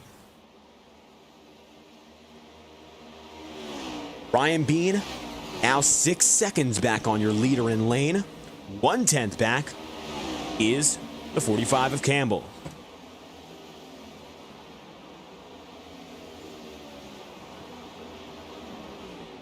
Nate Campbell tonight, if he can hang on for a top 5, will be neck and neck with Ethan Lane for the championship lead. 17-point deficit will be a race with a podium, a win, and the most laps led, but Ethan Lane still has 23 more laps to solidify all of that trifecta.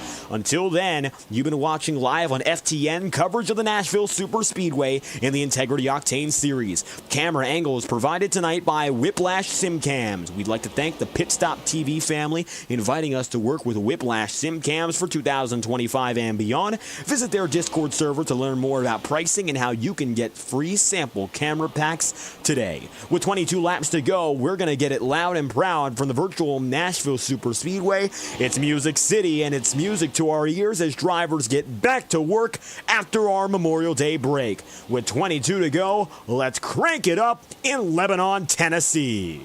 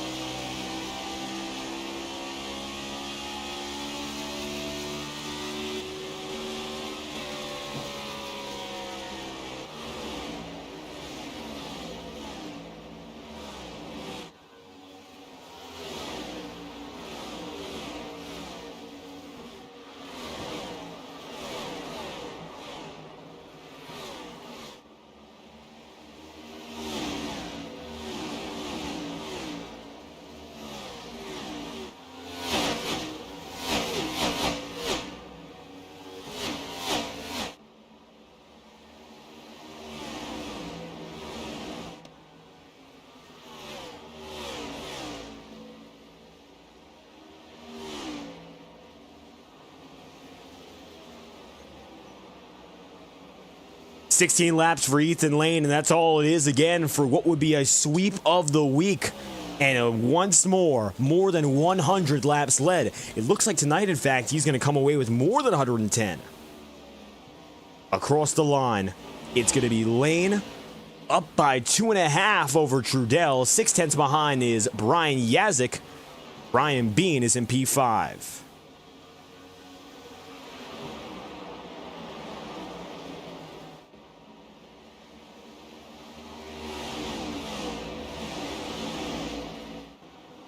Ryan Bean, Don Stevenson, Tom Wetmore, 5-6-7 combo. Ross Cato going higher and higher up the ladder. I'll be watching him make this move. 8th place, the highest he's been on the night so far, but it looks like the ceiling has only risen.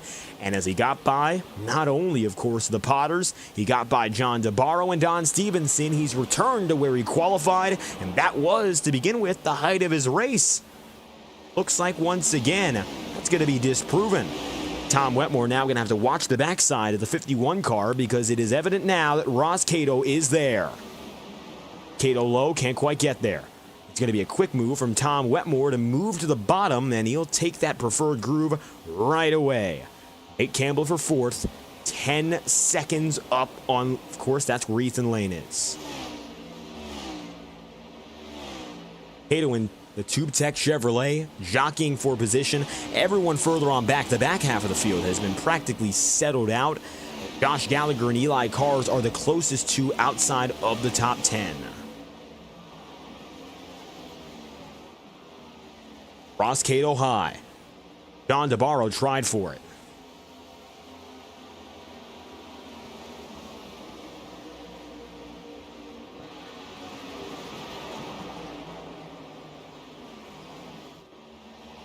Twelve laps to go this time around, and it's half a second the gap between Ryan Bean and Nate Campbell.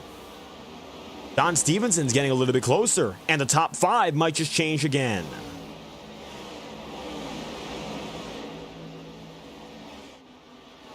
Don now trying to break that tie. Again, he is identically spotted compared to Nolan Potter in the points here. Takes that position, it'll be another step further up. Nolan Potter tonight has been solid, but it looks like fading back as of late. Last few laps really not going his way, and now sitting in 18th as he brushes up against the wall again. 11 laps remaining.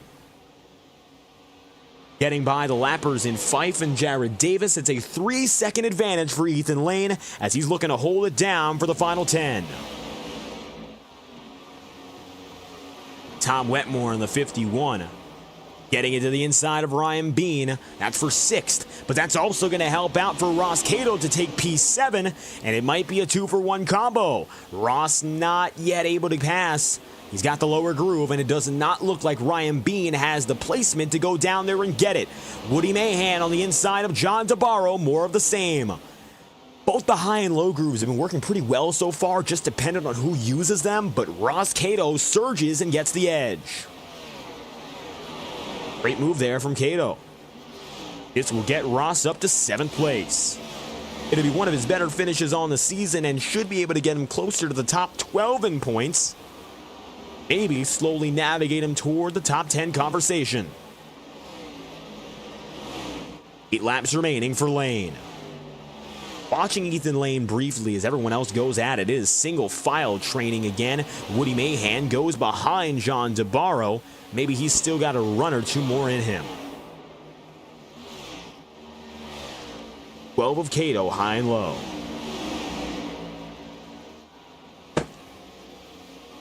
Ross putting the hammer down, dropping to the bottom. This back and forth swap getting more intense as Cato might be eyeing a top 5 finish more than anything else. 6th place is not out of the realm of possibility here as to the inside, Ross has the edge. But watch now because Don Stevenson is 7/10 up on this battle and he has been moving away. Ross has the closing power. He's going to have to use it now. That time by, though, he was slower than Don Stevenson. He'll get ahead of Tom Wetmore, but I don't know if he's got anything more than leading the 51. Fast Forward Esports Ford Mustang is looking to prove them all wrong.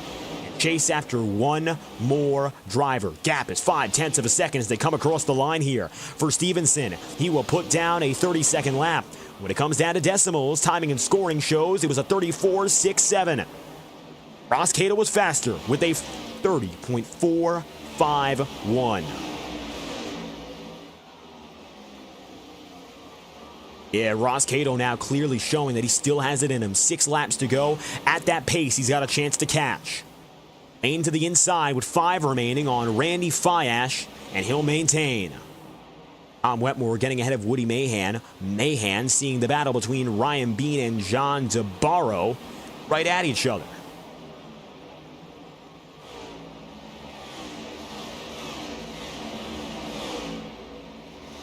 .26 of DeBarro looking high again. Both drivers, in fact. Ryan Bean looks higher just by virtue of the 26 car being up there. John takes the lower groove. Now for Ross Cato. Looks like he's closed more of the gap and he's gotten away from Tom Wetmore. The only thing he has left is a shot on Stevenson. That time by for Ross, a 30.505. He was 11 thousandths of a second faster. Woody Mahan surges by Tom Wetmore. 4 to go. Maybe Mahan has something in him. We'll see if he can get anything more than Wetmore because time's running out and it's going to be 3 laps to go now. And I don't think Woody's got the distance and time working in his favor to get up to Ross. 5th place for Stevenson. 4th place for Nate Campbell. And right now, the distance is all stretched out. Even Ryan Bean and Matt Sisler are now settled into their roles as we're coming to the 2 to go mark. Penultimate lap for Ethan Lane as he gets by Nick Tarbuck, the lapper.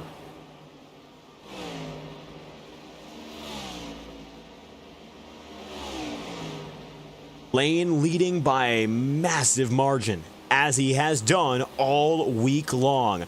And at Phoenix Raceway looked to be an open and shut case, but tonight may be proving to be even more dominant as he once again won the pole position and has led the most laps. Ethan Lane has been a outright superstar in the Integrity OCTANE Series, and now he looks for what is his 21st career win in this Tuesday night tour. This will be, of course, his 6th of the season already, and he's getting closer and closer to going 50-50 with the field. He didn't get off to the best of starts this season, but he has been red hot as of late, and is looking to go for his 2nd win in the last 3 races. The 6 team rounding turn 4. He'll sweep the weekend, do it again. Ethan Lane collects the checkered flag from the Nashville SuperSpeedway. It's the 6th of the season for the number 6 crew. Lane wins in Music City.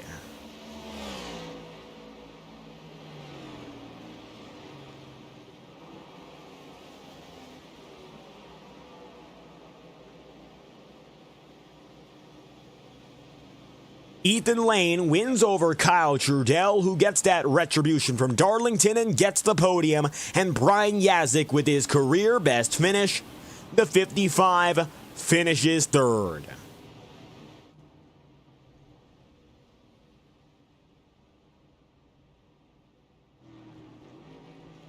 To celebrate for the 2nd time in 2 days, Lane tears it down.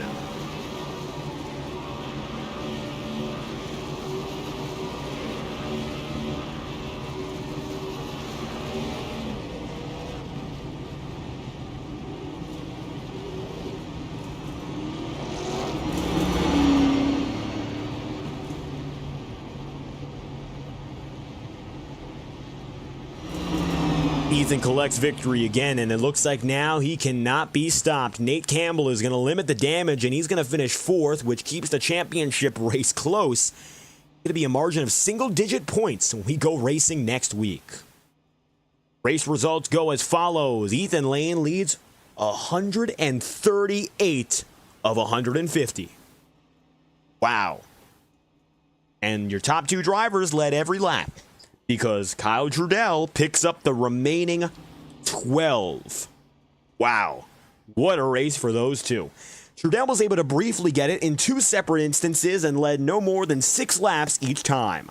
Then you have Brian Yazik, who finishes 3rd. It's his best finish in his OCTANE Series career. Nate Campbell finishes in 4th. You'll have 5th place in Don Stevenson, and 5th place, that is, of course, Stevenson crew, Woody Mahan is 6th. Ross Cato is 7th with Ryan Bean 8th and John Zabaro 9th as Matt Sisler goes 10th. 11th place on the order is immediately subsequent, and that's the man in the number 51, Tom Wetmore. Brock Potter is 12th with Zach Scrintinol 13th, and Bobby Keith is P14 with Josh Gallagher 16th and Aaron Eads 17th. Now, to clarify, Gallagher moving up at the line and getting it over Eli Cars.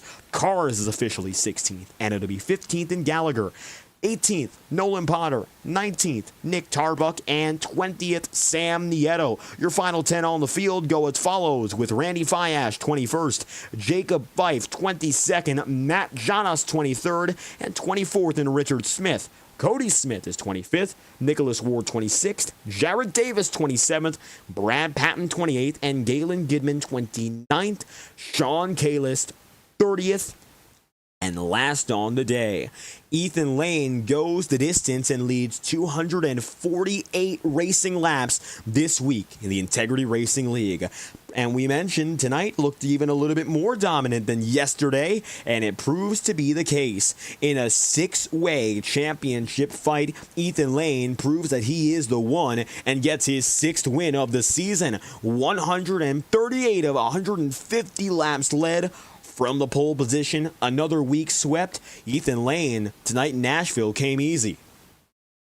Yeah, no, that was definitely a lot easier than I thought it was going to be. I like Nashville, but it's not one of my better racetracks. I kind of learned a few things from a couple people like a year or two ago on how to run this place, so kind of applied that tonight, and it worked out. And it looks like, of course, that number, 138 laps led, very indicative of the success he had here today. It begins in qualifying once again, and you get the pole position one more time. It was a day-to-night race. Track conditions changed, and we're not quite sure about the effects you felt inside the cockpit. You think that made an impact on how you executed around the circuit? No, there wasn't much a change in grip level. Speed picked up, but that's about it. I just knew it was all about being patient, getting the car to wrap the yellow, and just waiting for it to rotate itself to not burn tires off. And yeah, no, track temp, day to night didn't do anything for the racetrack. It just got faster.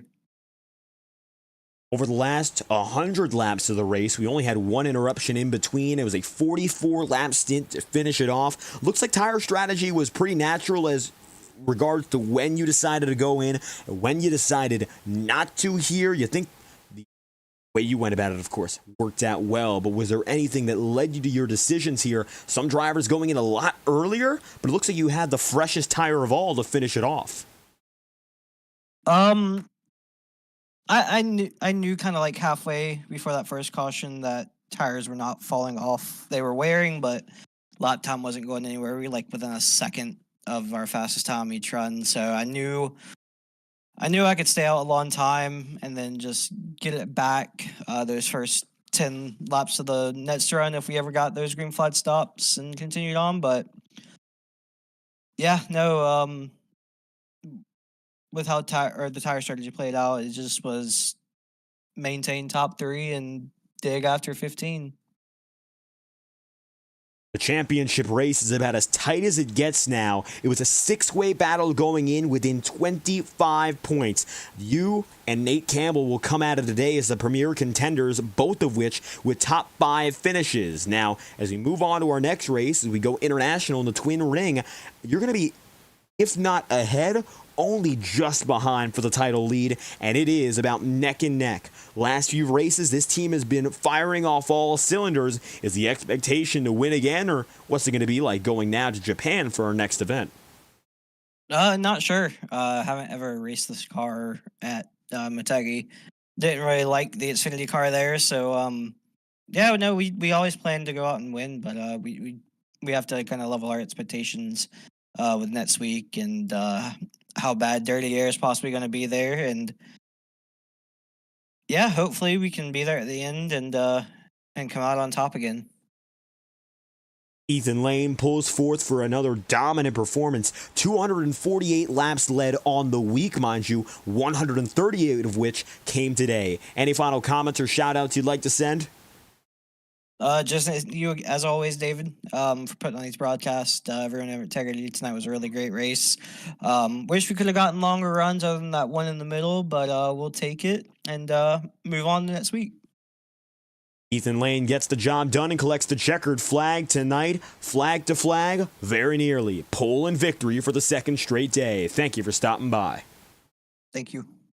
Lane is on the move, and Kyle Trudell, we picked him perhaps as an outlier to finish strongly because the last time we went to a racetrack this length, he worked miracles, and it looks like the finish shows it this time around. Kyle, second place. And it looks like tonight, the only driver that could have met or bested your match was Ethan Lane. He led 138. You led the remaining 12 and got more lead laps than almost the entirety of the field. A very strong performance to put you back on the podium.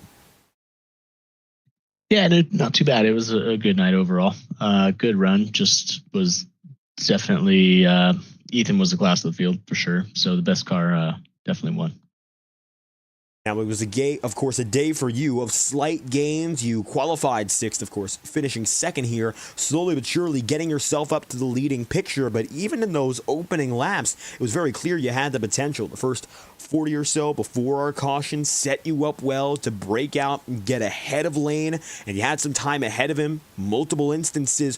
What was it like positioning yourself to keep the track position, as it looks like when you got it, you never really let go?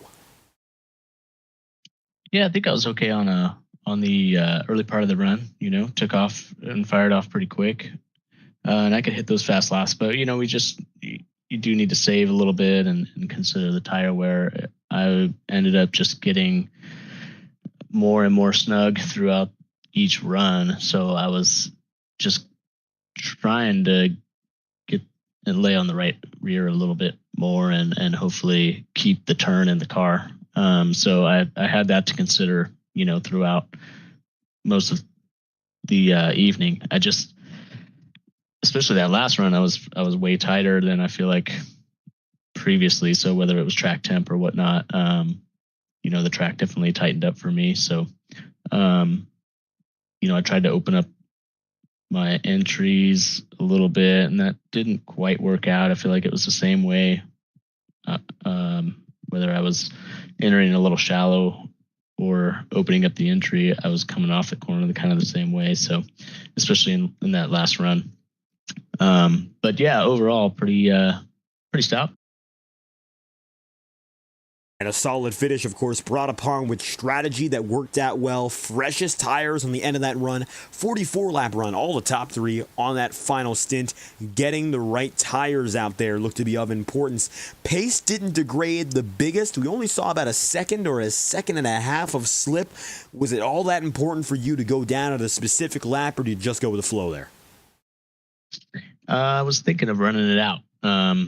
And I figured that's what Ethan was going to do. And so maybe undercut him by a couple of laps was the plan. I think I maybe had 3 or 4 laps to come into pit road before that last caution rang. And I was going to pit that lap. So probably pretty fortunate that I did not. Although, I would have gotten the wave around like a lot of those guys did. I just would have lost all the track positions. So that was definitely fortunate on that front. So, you got to have a little bit of luck to finish well in these races also. Now for the 7 crew, back up here in the podium and a big finish for the 84 team. Until we head down to the Twin Ring Motegi though, Kyle, any final comments you'd like to send out or shout outs? Yeah, definitely we need to thank Toyota for making all this possible. Had a pretty fast Camry tonight, so they look good in the showroom. They look good on the racetrack. XPM Motorsports, Extreme Performance Esports, solid team. Happy to be with them each and every week. So excited to run for those guys. MS Sports, making jerseys, things like that are cool. So check them out online. They can make you a pretty sweet jersey and anything for your sim racing needs. But yeah, thank you guys for putting on the broadcast. I'm going to go back and watch it and see what I can learn for hopefully next week. And sounds like we're going to Motegi, so that should be exciting. Kyle Trudell, strong as ever tonight. We saw a great pace at Darlington, another mile and a third track, and it looks like that same level of speed and a great finish came out again. Trudell team 84, second place. Thank you for your time. Appreciate you guys. Have a good night. With Kyle coming away, of course, second place, how about Brian Yazik? Now, Brian was available earlier, but it looks like he stepped back, and we're going to try to confirm whether or not he's still with us here in the number 55 team. Brian Yazik finishing third, and it was his best career finish, of course, in the Octane Series to this point. What a run it was for Yazik to make the tire strategy work and get in line with the top three. That's the winning move to get these positions back up. Unfortunately, it looks like he disappeared on us, and we had him ready to go. And we're going to try to send out a message to him one more time and make sure he can return. Brian went from 27th to 3rd, and he is the official hard charger. Brian, finishing 24 places higher than he qualified, is the best of any driver today, and he's able to best Patton and Wetmore, who previously held that title.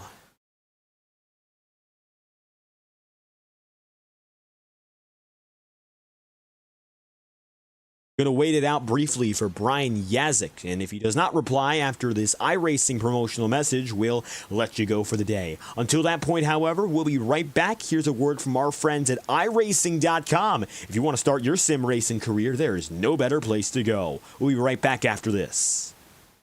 Racing isn't easy, but experiencing it is. iRacing puts you in the driver's seat with the industry's leading sim racing game. Drive on laser scan replicas of the greatest racing circuits from around the world. Go head to head against other drivers chosen by skill-based matchmaking to ensure competitive racing at every level. Compete across all your favorite series. In officially licensed cars, engineered to deliver the most accurate driving experience possible.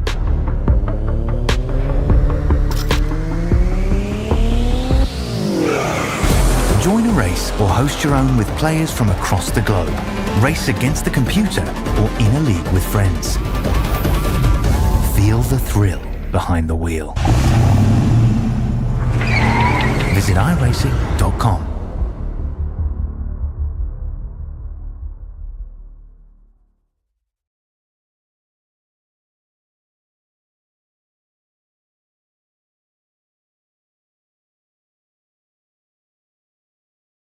Unfortunately, it appears that Brian Yazik in the 55 car is unavailable for comment tonight, and so we'll move from there. Brian collects his career best finish. Gets the job done, and a great podium for the 55. Nevertheless, it's second place for Kyle Trudell and Ethan Lane with his 6th win of the season, continuing one of the strongest campaigns. Of course, second perhaps only to what we saw last year from the team in the number 6. Nevertheless, the night comes to a close, and so does the racing week. We'll be back with the Octane Series in just a week's time at the virtual Twin Ring Motegi as you've watched your coverage of race number 14 of the 2025 Octane Series season. From the virtual Nashville SuperSpeedway, I've been your host, commentating and producing David Kreutz. If you enjoyed, make sure to leave a like on the stream and subscribe to the channel. Support is always greatly appreciated. Congratulations to Ethan Lane for his 6th win of the season. We'll see you on Thursday night with coverage of the Iota Cup Series, and of course next Tuesday with coverage of the Octane Series. Until then, we hope you have a fantastic night.